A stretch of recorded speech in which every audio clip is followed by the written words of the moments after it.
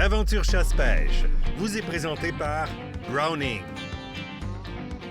Beneva et par la Fédération québécoise des chasseurs et pêcheurs.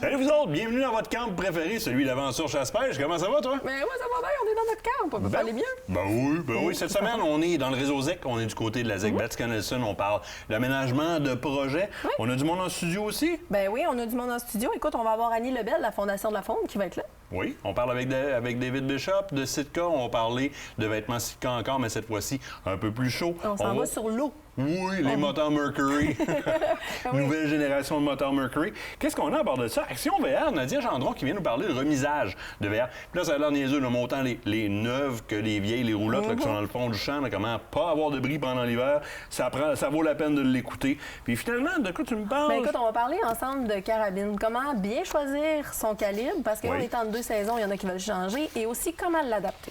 C'est bon, ça. Ben oui. Côté actualité, là, tu me parles du site Internet. Oui, il faut que je te parle du site Internet. Faut que tu me parles. Parle-moi-en. Écoute, on le voit partout, on s'est promené partout dans les différentes pourvoiries, dans les différents établissements de plein air. Qu'est-ce qu'on a senti cette année? Le manque de personnel. Oui. Bon, c'est pas juste dans notre industrie, on s'entend, il y en a partout. Donc, on a refait le site web d'Aventure Chasse-Pêche. Vous n'avez pas entendu parler cet été. On a refait tout ça. Oui. Et on a mis en branle une plateforme, en fait, pour pouvoir vous permettre d'annoncer sur place. Donc, directement sur le site, vous pouvez annoncer vos demandes d'emploi. Il faut simplement communiquer avec nous, dans le fond, par notre adresse courriel pour passer une annonce. Ça va être possible de le faire. On le sait que le recrutement n'est pas simple. Ce qu'on veut, c'est centraliser ces offres-là pour, justement, les gens qui ont un centre d'intérêt vers le plein air, la chasse, la pêche, bien que tout soit centralisé au même endroit et qu'ils puissent retrouver l'ensemble d'informations pour trouver un emploi dans le secteur. Excellente idée, excellente idée. On met les cadeaux de Noël, les idées cadeaux de Noël bientôt là-dessus?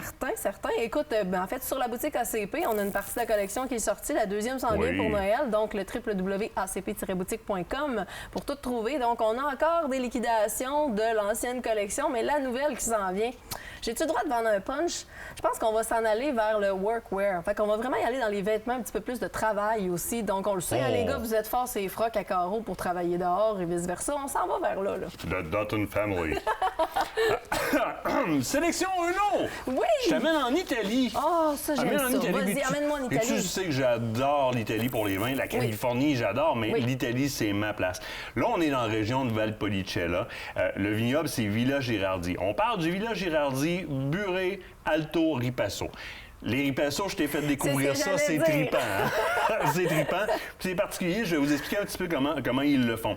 Domaine familial situé en plein cœur de la vallée de Valpolicella, parce que Valpolicella, ce n'est pas un raisin, donc ce n'est pas un cépage, c'est une appellation, c'est une région. Et qui a été fondée en 1986, dirigée par Franco Tomassi. Puis là, tu as vraiment un vignoble qui représente l'authenticité du Valpolicella, littéralement. Hein? Dans ce cas-ci, on est sur 3 cépages, cultivés dans un climat qui est très, très doux, sol très calcaire. Donc, ça va chercher le maximum du rendement des 3 cépages. Je vous les nomme, le Corvina, Veronese, Rondinella et Molinara. Ce sont les cépages qui, ensemble, confectionnent le vin qu'on a là, donc le Bure Alto Ripasso de Villa Girardi, et qui va chercher tout son caractère. Parce que là, on est dans un ripasso. Qu'est-ce que c'est qu'un ripasso? Je vous donne un peu leur recette. Hein? Suite au vendange manuel, il y a une première fermentation qui est faite en cuve d'acier inoxydable pendant 9 jours. Et c'est là que se passe la magie. Vous connaissez l'Amarone, qui est un vin un peu... plus corsé. Qui est complètement différent du reste. Hein? On va faire une deuxième fermentation, donc le ripasso, on va repasser le vin sur le marc du raisin d'Amarone, ce qui reste de rage du raisin de l'Amarone, pour refaire une fermentation. Donc, on fortifie un peu, mais en fermentation, pas en ajoutant de l'alcool. Puis, on va chercher ce qui reste de tanin, etc., dans le rage de l'Amarone pour aller chercher ce qu'on aime de ce vin-là, sans non plus avoir un vin que je vais être obligé de carafer pendant 12 heures. OK? Donc, on est sur un ripasso. Après ça, on le raffine 18 mois en fût de chêne, puis 6 mois en bouteille. D'à partir de là, quand on le sort de la bouteille, ça veut dire que c'est quand même un vin qu'il faut laisser respirer. Parce qu'on est quand même sur un Amarone, en quelque part, dans un ripasso. Fait que c'est au moins 30 minutes. Perso, 1 heure, 2 heures dans la carafe facilement. Là, on est dans quelque chose qui est vraiment riche, épicé. Tu vas avoir des notes de poivre là-dedans, tu vas avoir des notes de raisin sec là-dedans. Là, tu me sers ça sur de l'agneau, sur du bœuf, sur du ragoût de bœuf. Le ragoût de bœuf réconfortant l'hiver, là, ça rime avec du riz passo, là, littéralement. Disponible à l'année longue. S'il n'est pas sur la tablette, tu le demandes à ton conseiller, il va t'en commander parce qu'il est en approvisionnement continu à la sac. Génial. Ça en vaut vraiment la peine. C'est pas piquer des verres. Non, écoute, t'as piqué ma curiosité, en tout cas. Hein? Quoi? Regarde là. On s'en va où? Oh, on s'en va voir le fameux moteur de Mercury. On s'en va sur l'eau. On s'en va se promener juste après la pause. Cette partie d'émission vous a été présentée par Browning.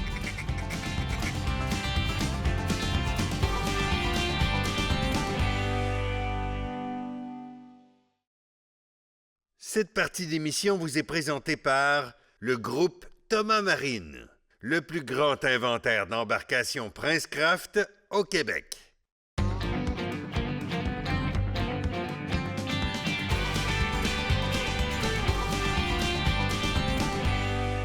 On est présentement sur le lac des Deux-Montagnes. Cet homme, c'est Gilles Bolduc de Mercury Marine. Comment ça va, Gilles? Ça va très bien. Tu me présentes le nouveau Mercury 30 HP qui fait jaser beaucoup. Oui, nouvelle génération de 25-30. En fait, c'est complètement nouveau. On a redessiné la cabine. Le moteur en tant que tel, on a passé de 526 à 500 cc, toujours 3 cylindres. C'est le 3 cylindres le plus léger de sa catégorie sur le marché présentement. Il est à injection. Évidemment, puis on l'apprécie beaucoup depuis le virage à l'injection. Moi, une chose que j'entends déjà parler beaucoup par rapport à cette motorisation-là, peut-être pas la motorisation comme telle, mais la configuration qu'on lui a donnée, on a travaillé au niveau de la vibration dans ce moteur-là, beaucoup. Oui, exactement. Donc, c'est les contrebalanciers au niveau du culbuteur dans la tête et aussi les supports de moteur en caoutchouc qui font en sorte de transférer la vibration du moteur. Donc, on a un moteur qui est silencieux. Puis ça, on recherche ça de plus en plus parce que, oui, on cherche des moteurs pour la pêche, mais c'est aussi des moteurs de plaisance. On est avec la famille, on est en train de pêcher, à relaxer. Oui. Avoir un vieux 2 temps qui fait shaker l'embarcation au complet, c'est plus bien en mode. Mercury a adressé ce côté-là. Si on l'ouvre un peu pour aller voir qu'est-ce qui se cache sous la bête, c'est de toute beauté. Au départ, c'est de toute beauté. Là, je vois quand même pas mal d'électronique. On a ajouté de l'électronique, mais on a ajouté une électronique qui est très user-friendly, on va le dire comme ça. Oui, oui. Tu proposes aux navigateurs ou encore aux pêcheurs une vue extérieure sur téléphone cellulaire, tablette ou encore sur sonore de ce qui se passe dans le moteur. Oui, ici, on voit ici le nouveau module qu'on appelle le Vessel View mobile qui va connecter de façon Bluetooth soit un appareil, une tablette, soit sur un cellulaire. Là, je l'ai fait. Moi, j'ai pris la peine d'installer l'application. Puis je me rends compte très rapidement que les informations que je veux avoir, là, donc, c'est-à-dire le nombre le RPM du moteur, littéralement, la vitesse, l'économie au niveau de l'essence aussi. Alors, l'économie au niveau de l'essence, qu'est-ce que j'ai d'autre que ça? Ça, c'est des informations qui l'horaire de maintenance. Souvent, on se demande qu'est-ce qu'il faut que je change, qu'est-ce qu'il faut que je vérifie. Tout est dans l'application. Est-ce que c'est quelque chose qui me sert en cas de panne moteur? Oui, exactement. Quand vous achetez le module en tant que tel, il faut aller dans la mise à jour de l'application et choisir votre concessionnaire préféré. OK. Et votre concessionnaire, en cas où vous avez une panne, vous téléphonez votre concessionnaire et lui, à son écran, voit tous les codes d'erreur s'il y en a un à ce moment-là. Donc, le système est connecté directement après l'EQ du moteur. Oui. Je peux faire une lecture des codes d'erreur du moteur. Très intéressant. Ça, pour moi, c'est génial. Et savoir qu'il y a aussi il y a un fil bridge qui se vend sur le marché pour connecter cet émetteur-là ou ce système-là dans les écrans de sonore. Fait que je pourrais, à partir de mon sonore standard, pouvoir voir l'information de mon moteur directement. Oui, donc au lieu d'acheter le Vessel View mobile, on achète le Vessel View Link qui vient se brancher à l'arrière du sonore. Très intéressant. Très intéressant. Ensuite de ça, on se dirige vers quoi? Ici, on peut voir ici le filtre à l'huile. Maintenant, ce qui est intéressant, c'est que, supposons que vous voulez changer l'huile, il y a ici sur le côté une espèce de panne à l'huile qui va justement récupérer l'huile qui pourrait sortir du filtre à l'huile. Ici, vous voyez la petite prise jaune qui est là. Vous allez visser un petit tuyau qui va passer ici jusqu'à la panne à l'huile extérieure. Attends, je distance la sortie d'huile du moteur. Oui. J'ai plus d'huile qui descend sur la colonne. Exactement. Sur le pied de moteur. Côté environnemental, c'est vraiment merveilleux comme système. Fait que là, je plug un tuyau là, je peux le sortir par le côté, Exactement. je récupère ça dans un pot à côté. Oui. N'importe qui peut faire ça, là. Absolument, oui, absolument. Donc, c'est rendre la chose plus facile. Parlons-en d'entretien aussi, là. Ouais. Ça, c'est une première partie. Mais si on parle du reste de l'entretien, en termes d'heures ou encore en termes d'années, je vais m'attendre à quoi comme entretien sur ce moteur-là? On recommande une vérification, changement d'huile une fois à l'année ou aux 100 heures. Puis vous voyez ici, justement, de monter sur la ligne à essence, un séparateur d'eau. OK. Aujourd'hui, avec l'éthanol qu'il y a dans l'essence, les condensations, ça s'accumule l'eau. Pour éviter d'avoir des problèmes avec l'essence, ici, on a un petit récupérateur d'eau. Fait que c'est intercepté là, littéralement. Oui. Fait que, ben, on est capable de faire ce changement-là assez facilement aussi. Tout est accessible. Ça c'est trippant parce que tout est accessible très, très, très facilement. Oui. Injection, donc on n'aura plus personne qui va jouer avec le petit tournevis pour tout switcher ça. Non, ça. Puis exactement, là, c'est vraiment là, intéressant d'avoir aussi... on parlait tantôt de VCLView mobile pour le cellulaire, mais aussi il y a les écrans qui sont disponibles aussi dans le concessionnaire Mercury qu'on appelle VCLView, qui peut être installé dans le tableau de bord. Donc on voit en temps réel, puis on n'a pas besoin de changer l'écran ou de splitter l'écran de notre sonore ou de prendre notre téléphone cellulaire. Exactement. Très intéressant. Moi, j'ai hâte de le voir en action. J'ai surtout hâte de l'entendre, Oui. de le démarrer puis de voir comment ça sonne. D'ailleurs, je pense qu'on pourrait même demander à notre capitaine de faire un démarrage, De question démarrer, de ouais. voir le son de cet engin-là. Parfait.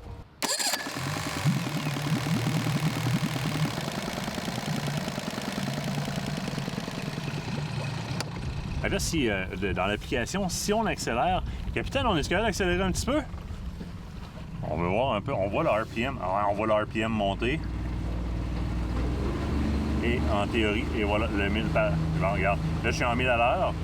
Il commence à grimper. Et évidemment, ça y prend un peu de chemin pour se faire un algorithme pour venir calculer la consommation en essence. Mais on voit très bien, là, le RPM monter. On voit le MPH qui monte. Fait que je pourrais m'en servir littéralement pour, à la traîne, là, je pourrais me suivre avec cet indicateur-là pour me dire à peu près à combien je roule. Donc ça, c'est très, très, très intéressant. Là, ça va me permettre de suivre ma consommation. Oui. Mais là, ici, je suis sur un 30 HP Oui. qui a été allégé de 24 livres. Exactement, oui. Justement pour améliorer cette consommation-là. Ça, c'est un point qui est majeur. 24 Oui, livres de moins sur un moteur. quand vient le temps de faire planer le bateau, vraiment, c'est à cause du poids du moteur, bien, ça va faire aider à planer le bateau plus rapidement. Par contre, il y a d'autres motorisations qui peuvent me permettre d'aller jouer encore plus au niveau de la consommation de carburant en économie. Oui, il y a la version Pro Kicker dans le 25 forces. C'est vraiment, là, de plus en plus, les gens ont des embarcations un peu plus lourdes, plus grosses. Ils veulent aller à la pêche, à la traîne.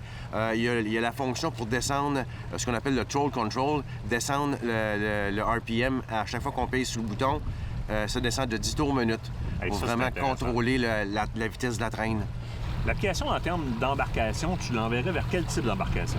C'est vraiment pour les grosses embarcations, les plans d'eau un peu actifs, avec des vagues, du vent.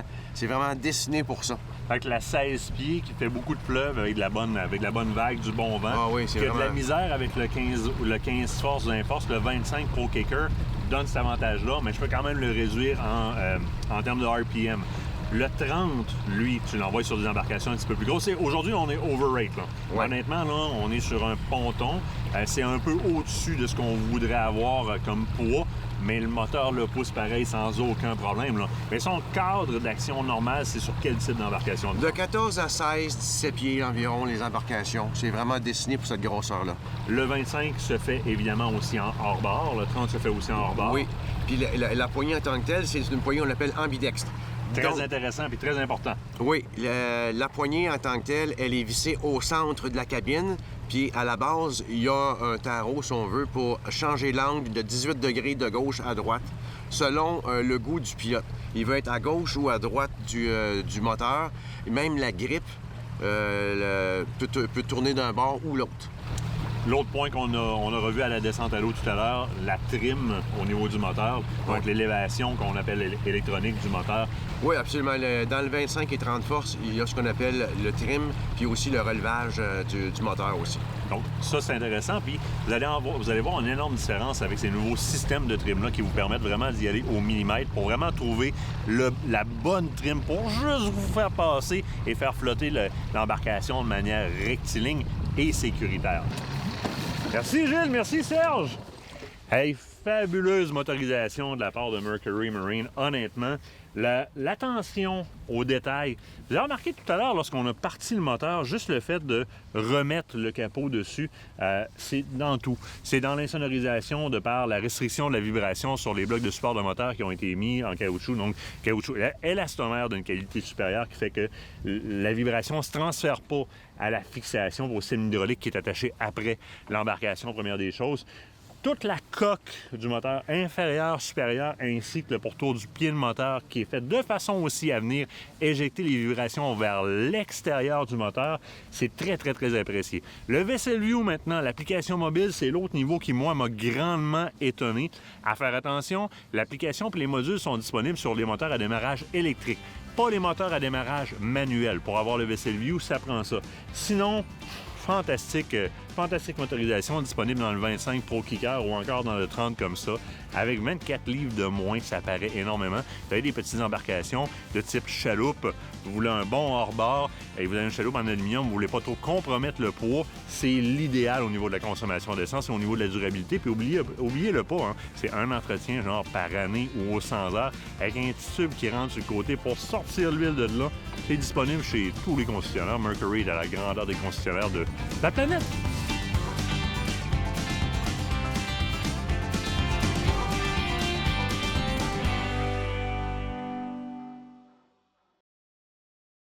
Ecotone est fier de vous présenter cette partie d'émission.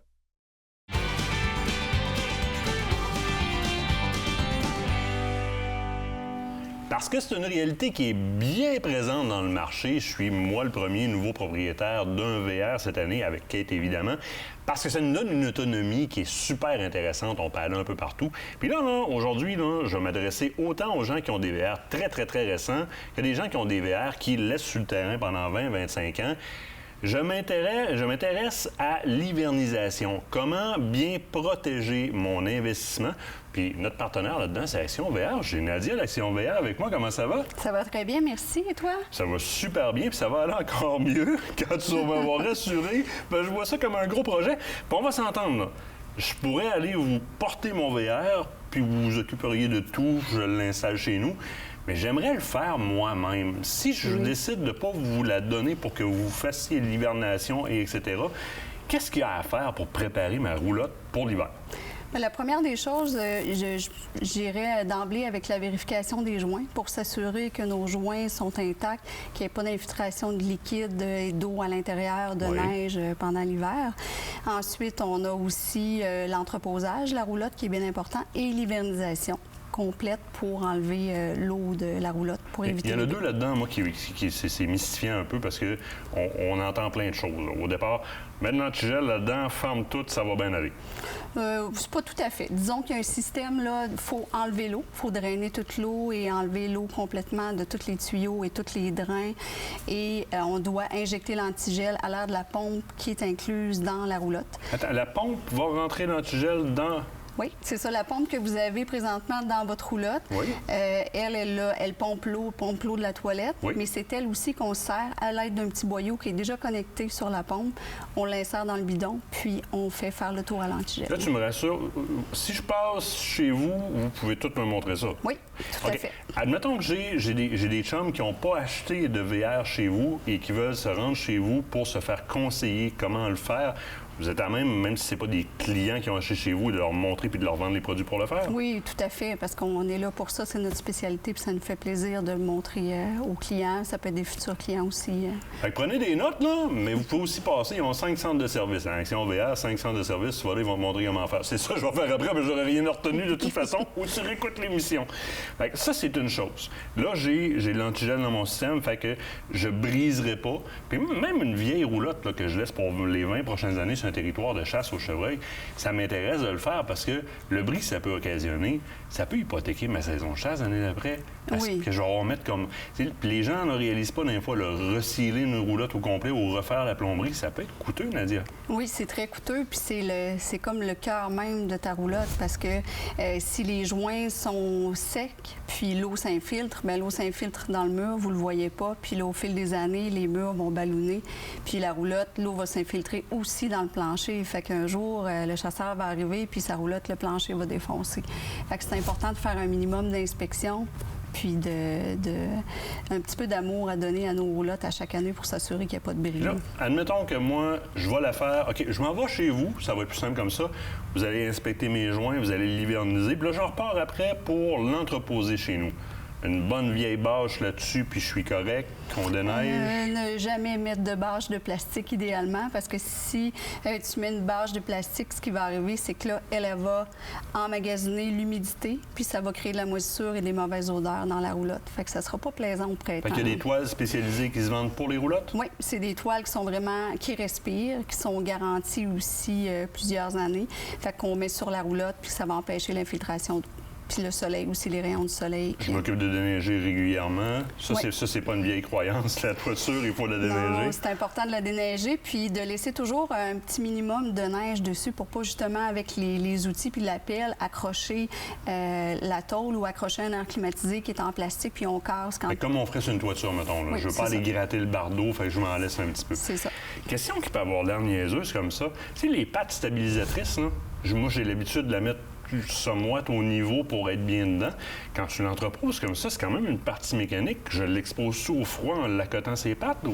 Tout dépend du terrain. Si vous l'entreposez dans un endroit où c'est du gazon, de la terre, c'est sûr que si vous mettez les pattes stabilisatrices, ce qui va arriver, c'est que la terre va geler. Avec le gel, dégel et le poids de la neige, ce que ça va faire, c'est que ça peut briser. Il pourrait défoncer. Fait que si vous êtes sur un terrain de terre, Gravier. moi, je le conseillerais pas. Si vous êtes sur l'asphalte ou dans un entrepôt de béton, là, il n'y aurait pas de problème. Puis ce serait important aussi de laisser un petit niveau, Un angle. là, un petit angle là, pour s'assurer que l'eau s'écoule de la roulotte. Toi, j'aurais pas pensé à celle-là. Parce que sinon, si je suis sur le mou, je laisse ça sur les roues. Si je suis sur le plat, là, sur les roues avec des bloqueurs, là, les bloqueurs Oui. de plastique que vous m'avez C'est ça. vendus, puis ça apine. C'est ça. Littéralement comme ça. Est-ce que je dois m'occuper de lubrifier certaines parties avant l'hiver? C'est sûr qu'une inspection des bearings, des freins, s'assurer que tout est bien en dessous. Il y a aussi un anti-rouille. C'est sûr qu'un anti-rouille, c'est aussi un anti-vermine. Fait que ça peut être bénéfique pour la roulotte. Anti-vermine, j'aime ça entendre ça parce qu'avec la toile par-dessus, ça fait comme on va aller se cacher. Tout ça, c'est encore plus simple de passer chez vous. Vous avez 5 points de service. Vous en avez même un au Nouveau-Brunswick. Action VR, vous allez voir ces gens-là. Ils vont ou bien vous expliquer comment faire, ou bien le faire pour vous autres, puis après ça, vous vous entreposez. Nadia, un énorme merci. me fait Énorme plaisir. merci. Puis merci pour à tout toi. le reste aussi, parce qu'on vit des belles expériences avec notre VR. On se quitte le temps d'une pause. Au bord de la pause, on parle de la ZEC Vatican-Nelson.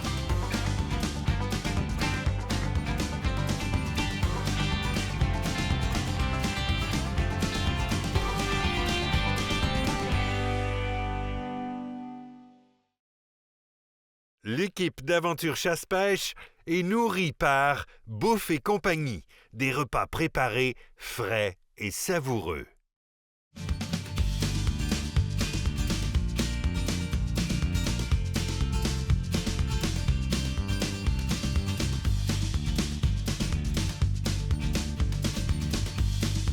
Parce qu'il est question du réseau ZEC, on parle d'un terrain de jeu qui est immense, bref, de bord en bord de la province. Donc, une opportunité de faire différents types d'activités, dépendamment où est-ce que vous vous trouvez géographiquement parlant, qui est énorme. Je suis avec Mathieu et Marie-André. Bonjour. Bonjour. Salut. On est présentement sur la ZEC Vatican-Nelson. Moi, ce qui m'intéresse beaucoup au départ, Marie-André, de savoir, c'est l'opportunité qu'on offre au travers du réseau ZEC parce que vous êtes répartis sur tout le territoire. Exactement. Le fait qu'il y a des ZEC un petit peu partout là, dans la province, ça permet d'avoir une biodiversité, un écosystème différent. Donc, selon les goûts des gens, par exemple, tu sais, pour la pêche, on va pouvoir, sur certaines ZEC, profiter plus de la truite mouchetée, du doré, du brochet. C'est à voir selon vos goûts aussi. Puis, même chose pour la chasse, il va y avoir différentes possibilités aussi au niveau du petit gibier. L'orignal, ça, c'est sûr, c'est toujours très présent là, dans nos ZEC également. Puis, on retrouve toutes sortes d'activités aussi. Donc, d'une ZEC à l'autre, là, il va y avoir des possibilités différentes. Là, des fois, au niveau de randonnée, il y en a certaines qui ont vraiment des sentiers d'aménager, d'autres que ça va être un petit peu plus sauvage. Donc, c'est vraiment à voir là, selon qu'est-ce qu'on a le goût finalement. Même, j'oserais dire que le paysage, la peinture de fond, elle change. Parce qu'on est partout, là, donc l'écosystème. Mais le paysage change énormément. Je peux être au Bas-Saint-Laurent, je peux être dans le Saguenay, je peux être dans Charlevoix, je peux être en Mauricie, je peux être... Et d'une place à l'autre, là, j'ai un changement énorme. Donc, même en villégiature, ça me donne des opportunités qui sont immenses. Présentement, on est sur la ZEC Vatican-Nelson. Mathieu, c'est une ZEC qui est très, très, très connue du secteur de Québec, mais qui gagne à être connue des autres secteurs plus à l'est et plus à l'ouest. Vous avez quand même ici beaucoup d'activités. D'abord dans la chasse et la pêche. Oui, on a de la chasse, de la pêche, chasse à l'orignal, chasse au chevreuil, petit gibier. On a de la pêche truite mouchetée généralement. On a aussi de l'ombre chevalier. OK. On peut pêcher plus Très au nord, intéressant. un petit peu de la ZEC. Plus au sud, là, c'est vraiment juste la truite mouchetée. À part ça, avec la chasse, on a aussi des sentiers aménagés qu'on fait avec la chasse aux faisans, perdrix bartavel, pintade aussi, qu'on introduit là, bientôt, là, au début de la chasse, dans le coin du mi-septembre à peu près. On introduit ces espèces-là pour les amateurs de petits gibiers. Là. Ils peuvent avoir accès à différentes espèces là, à partir des sentiers. Excellent pour la relève aussi. Oui. Côté villégiature, vous avez de plus en plus de clientèle qui viennent en dehors de la chasse et de la pêche pour profiter Oui. des lacs et du territoire. Oui, oui, oui. Ça commence de plus en plus là, à avoir là, des activités de plein air, kayak, paddleboard, randonnée pédestre. On est en train de faire justement un sentier autour du lac Petit-Vatican, juste en arrière de moi. On a 3 chalets qu'on loue aussi. On a 3 prêts à camper. On a plusieurs terrains de camping aussi là, présents pour ces gens-là aussi. Là, ils sont souvent près des lacs, près des sentiers, près justement des lacs pour faire du kayak, paddleboard et tout, là, les activités. Là. Plusieurs activités qui sont offertes à eux. Là. 2 entrées ici, une entrée du côté de Saint-Raymond, une entrée du côté de Rivière-à-Pierre. Ouais, 3 entrées. 3 entrées? Oui, même il y a 3 entrées avec des postes d'accueil. Rivière-à-Pierre, on a une à Saint-Raymond, Renseigne-Croix, une à Saint-Raymond aussi, Renseigne-Nez. On a 3 autres entrées qui n'ont pas de poste d'accueil. On a une à Rivière-à-Pierre, pas loin d'ici. On a une autre dans le rang du Nord, secteur Talaillarde, puis une autre secteur Saint-Anne, dans le rang Saint-Mathias. Donc, accès très facile, très aisé, que vous soyez de Montréal, de l'ouest, de l'est ou encore de Québec, c'est super facile de se rendre. Si, Marie-André, je veux me renseigner au niveau des activités qui sont disponibles dans les différents ZEC de la province de Québec, où est-ce que je prends ces renseignements-là? On peut toujours consulter le site web réseauzec.com, qu'on va retrouver de l'information sur le réseau en général, puis aussi sur les différentes ZEC.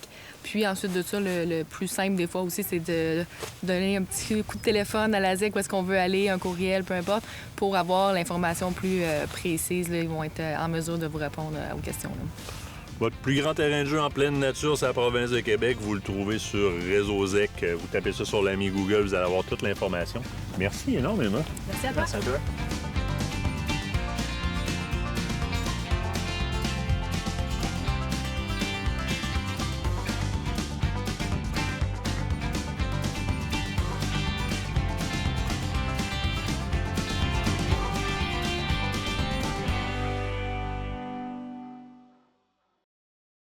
Découvrez l'élégance des vins libanais Masaya, situés dans la vallée de la Beka. Notre riche et unique terroir offre des vins puissants aux arômes complexes, parfaits pour accompagner viande grillée et gibier. Tombez sous le charme des vins Masaya, le Colombier et Terrasse de Balbec, disponibles à la SAQ. Cette partie d'émission vous est présentée par le groupe Thomas Marine, le plus grand inventaire d'embarcations Princecraft au Québec.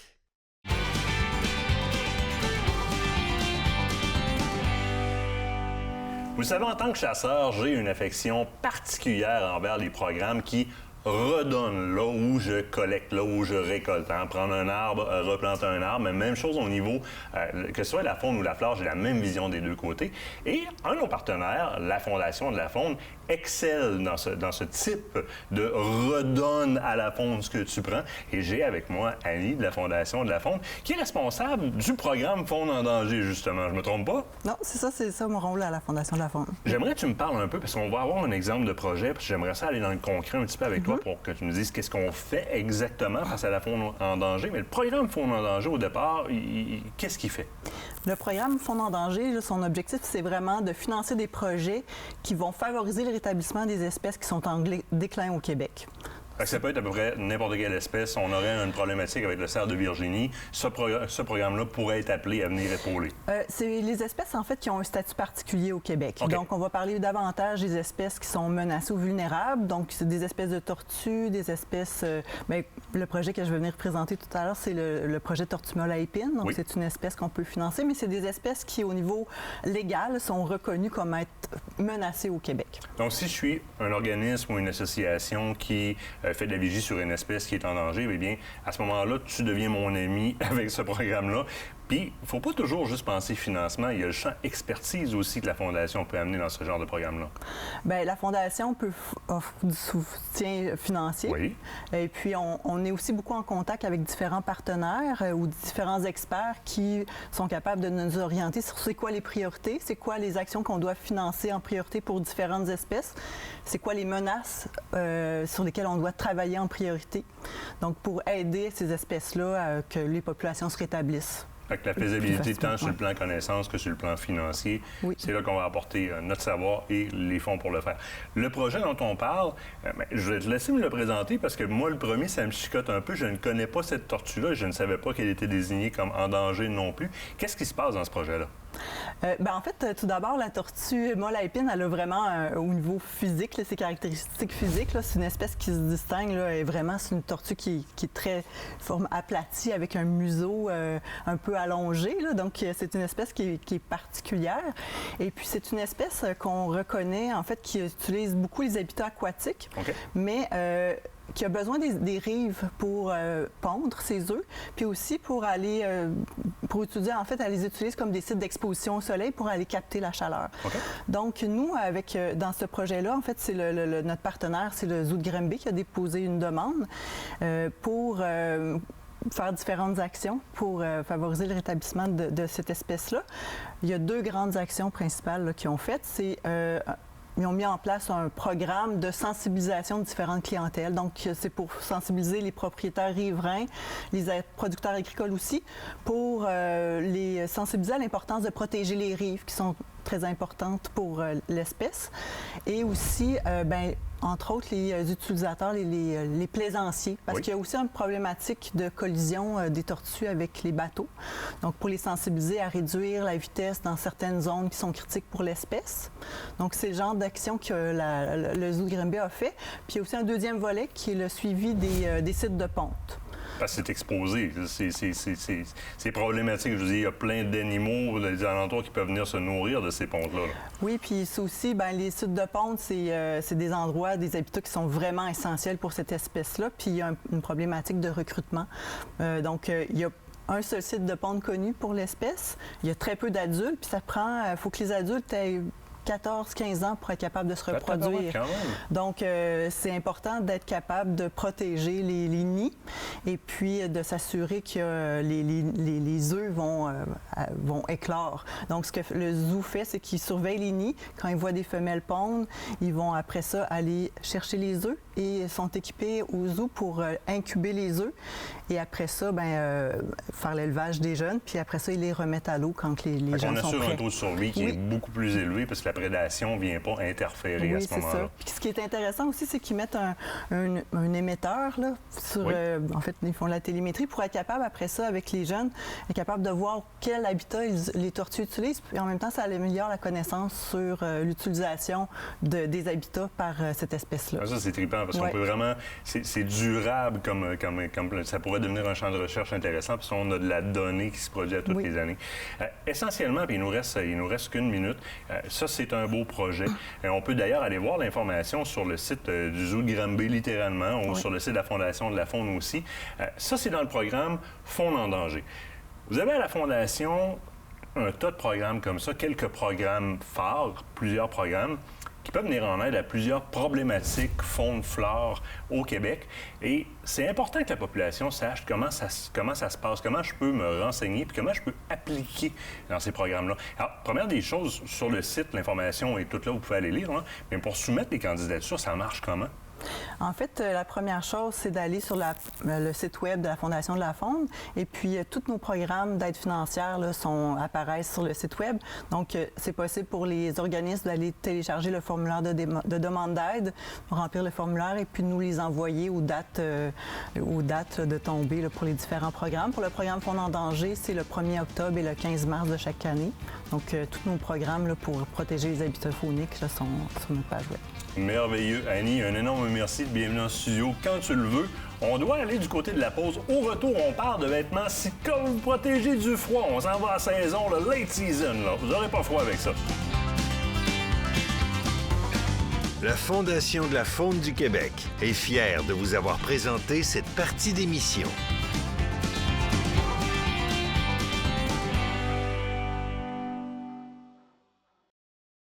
Cette partie d'émission vous est présentée par la fromagerie Victoria, authentique et familiale depuis 75 ans.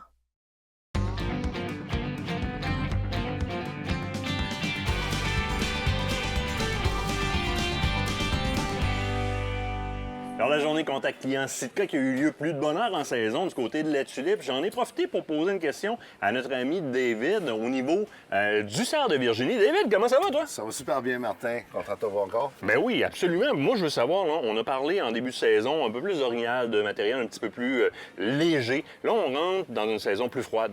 Le cerf de Virginie. On va aller jusqu'en décembre sur certains territoires. On va aller encore plus tard dans l'ouest sur certains territoires. Je gère ça comment avec Sitka?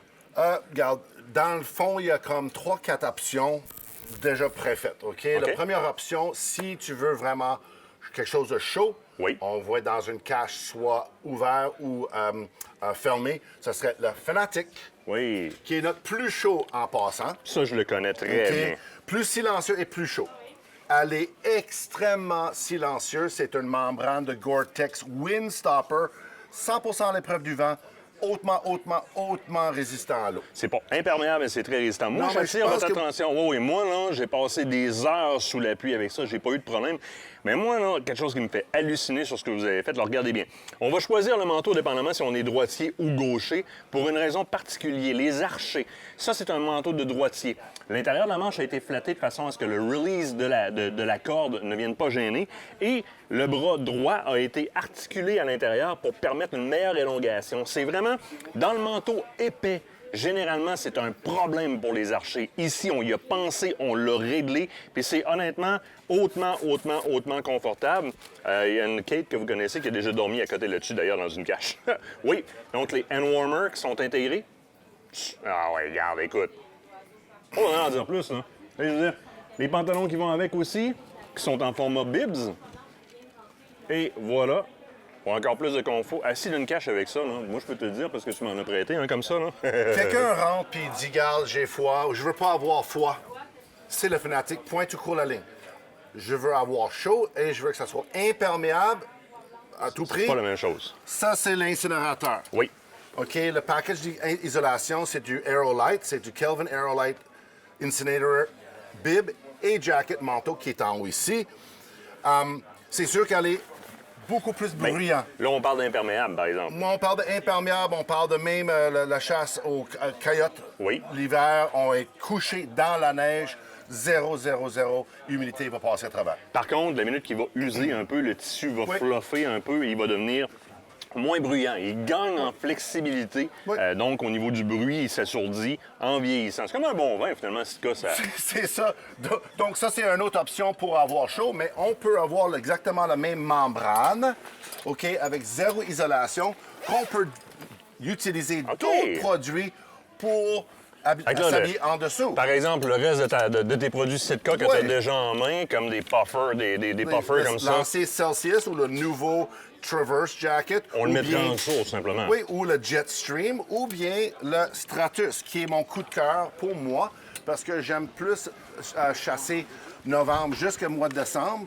Donc, je veux aller de, mettons, 5 degrés à moins 15, moins 20 degrés. Ça, c'est silencieux, là. Super silencieux. Encore du Windstopper. Gore-Tex Windstopper. C'est pas super épais, mais je m'habille en dessous avec une couche pour me rendre au même facteur d'isolation que soit le Fanatic ou le incinérateur, mais j'ai un saut plus polyvalent. Je peux le chasser début de saison, mi-saison, tard dans la saison, avec plusieurs différentes couches que je peux utiliser individuellement ou ensemble. Ça, tu sais pourquoi ça? Non. C'est pour le grunt call. T'es full draw, le grunt call est juste là, tu fais Donc, encore là, tu vas choisir le côté de chasse.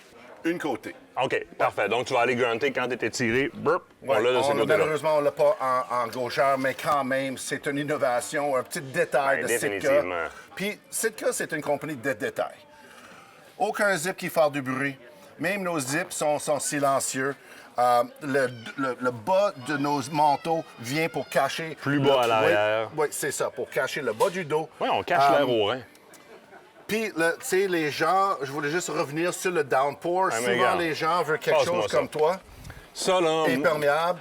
Moi, c'est mon coup de cœur. Tu le sais, hein, je t'en parle tout le temps, puis tu me corriges. C'est pas downpour, Martin, c'est downpour, like it pours on you. Yes. Mais ça, c'est le kit pour te faire verser des citernes d'eau sur le dos sans même t'en apercevoir. Puis, autant que toi, tu le présentes dans le... Moi, il est un petit peu bruyant, puis écoute, au niveau respiration, c'est sûr, c'est full imperméable, fait que t'as moins de respiration. Moi, je te challenge toujours là-dessus.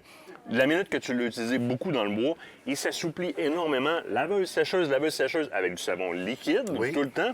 Il vient qu'à devenir ça devient pas un polar, là, mais ça devient plus fluff. Alentour de moi, là, je suis un des plus silencieux avec ça, en étant imperméable. Puis le côté perspirant, non pas ça respirant. respire énormément. Bien, je mets des sous-couches en dessous. Oui. Je mets des sous-couches en dessous, ça fait circuler mon air. Bonsoir, avec le manteau downpour, avec le nouveau mot que j'ai appris, qui n'est pas downpour, mais downpour, eh bien, aucun problème. Là, on s'en va dans le nord, au sud, n'importe où. Là. Absolument. Je fais une grosse partie de ma saison avec ça. Après ça, je vais aller soit jumeler ou je vais passer sur ton incinerator. Sur d'autres couches, d'autres genres d'isolation qu'on a. Que ce soit le Traverse, le Stratus, le Jetstream.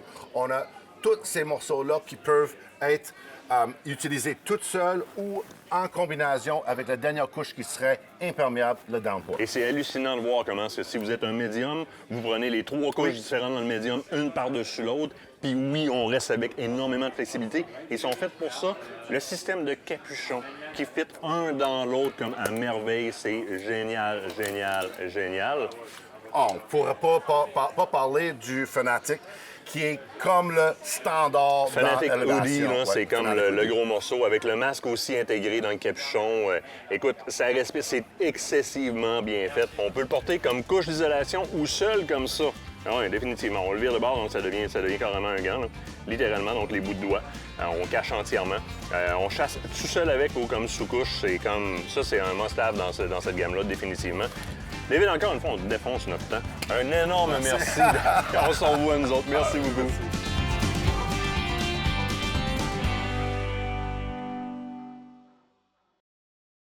Cette partie d'émission vous est présentée par le groupe Thomas Marine, le plus grand inventaire d'embarcations Princecraft au Québec.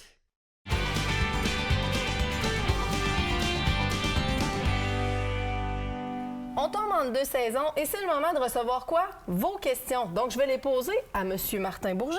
Ah oui. Non, je fais comme si je te recevais en entrevue. Non, pour vrai, c'est parce qu'on a eu énormément de questions sur les réseaux sociaux qui peuvent peut-être paraître à la base banales, mais qui peuvent faire une grosse différence pour les gens qui commencent la chasse. Tu le sais, on est entre 2 saisons, donc il y en a qui ont eu la chance de peut-être aller à l'arc et à l'arbalète. Là, ils ont eu la piqûre pour finalement avoir une carabine.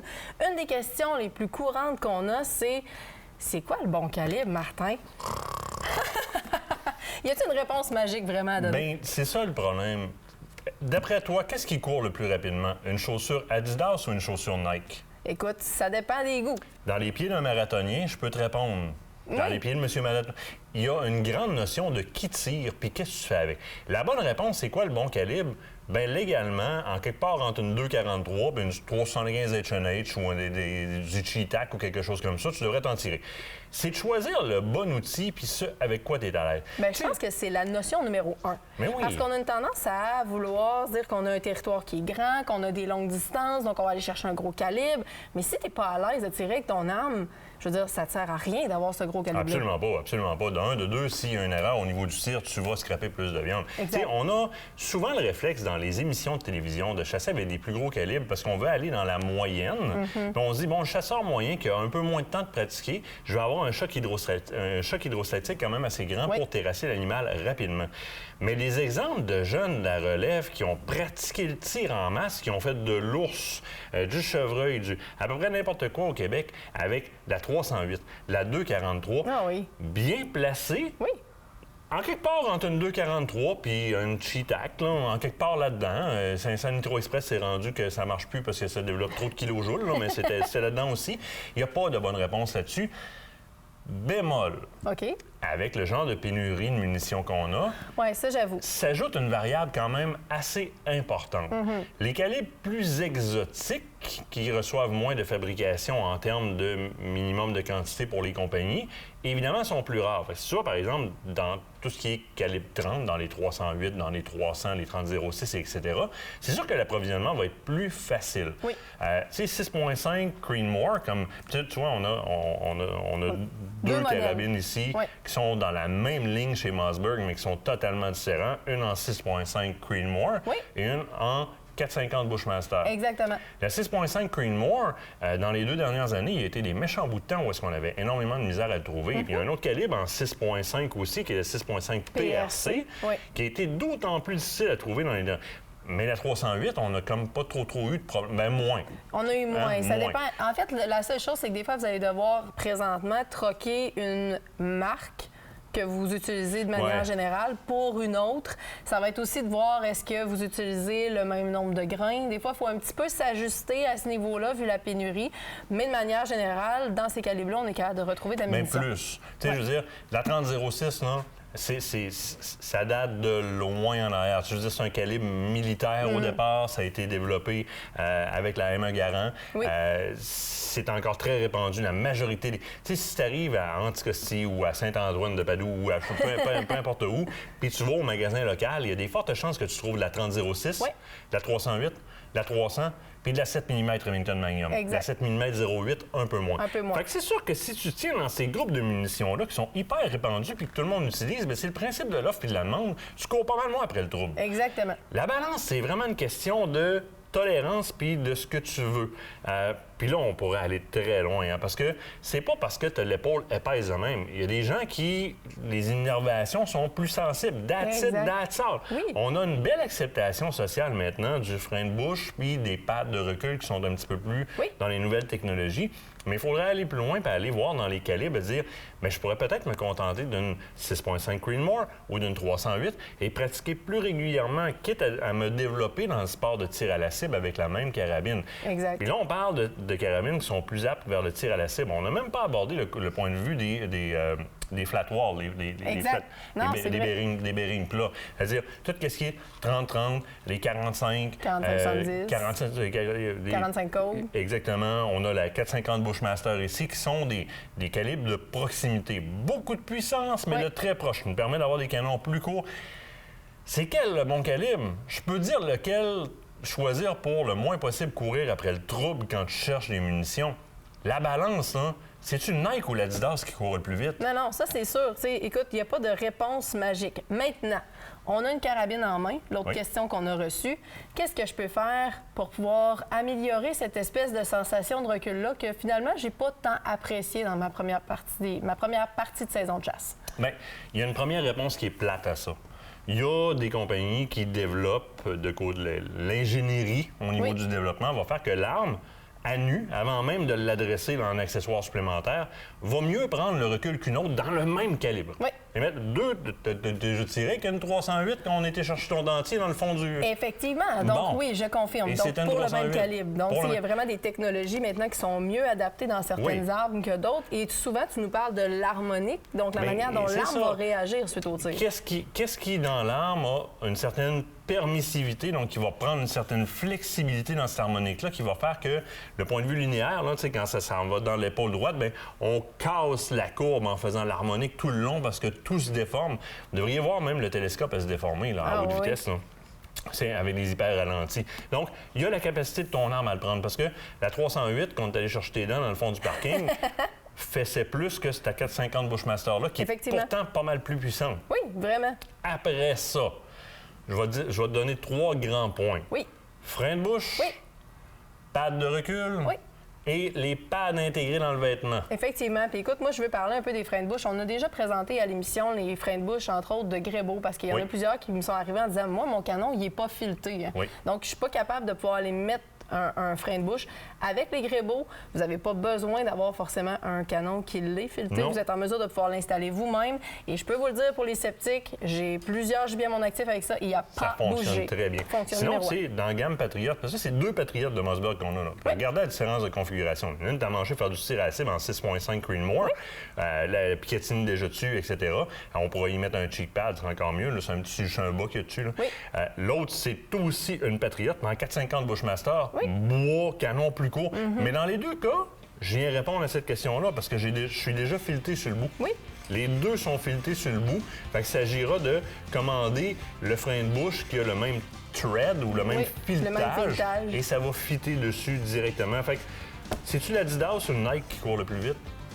Écoute, Ça dépend combien de tours de piste tu as fait à date dans ta vie. c'est beau, c'est bien dit, ça. Ouais. Moi, j'aime ça. Ouais. Non, fait que dans le fond, puis la gamme Mossberg présente justement l'ensemble de ces modèles-là pour pouvoir répondre à vos Dans tous attentes. les calibres. Faites le tour de la compagnie Mossberg, ça vaut la peine. Oui, non, si on t'avait de le mettre à la porte, il Oui. ils vont former une lumière. Je là. sais. Fait que ce qu'on va vous dire, c'est soyez là la semaine prochaine parce qu'on a Absolument. encore plein de beaux contenus pour vous autres. Oui, oui. Salut tout le monde. Aventure chasse-pêche vous a été présenté par Browning, Beneva et par la Fédération québécoise des chasseurs et pêcheurs.